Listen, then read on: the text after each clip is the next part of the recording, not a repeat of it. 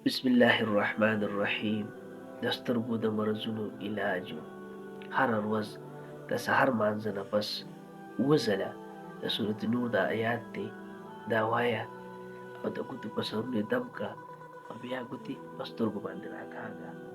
سورة نور دغه آیات دی: الله نور السماوات والأرض مثل نوره كمشكاة فيها مصباح المصباح في زجاجة الزجاجة كأنها كوكب دري يوقد من شجرة مباركة زيتونة لا شرقية ولا غربية يكاد زيتها يضيء ولو لم تمسسه نار نور على نور يهدي الله لنوره من يشاء ويضرب الله الأمثال للناس والله بكل شيء عليم.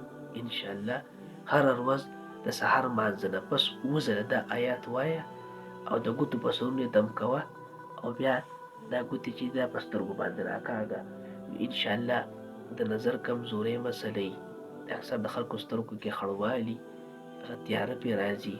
دې نه علاوه د سترګو چې څونه مرضونه نو انشاءالله دا آیات یې زده کړه. سورة نور آیات دی خشته اسان آیات دی انشاءالله چې یادېږي دا آیات. نو دا اووه ځله په ورځ کې د سحر مانځه نه پس وایه او په ګوتو باندې چوب کوئ او بیا چې دی ګوتې په سترګو باندې راکاږي. نو انشاءالله دې سره به ستاسو سترګو ټول مرضونه ختم شي. السلام علیکم.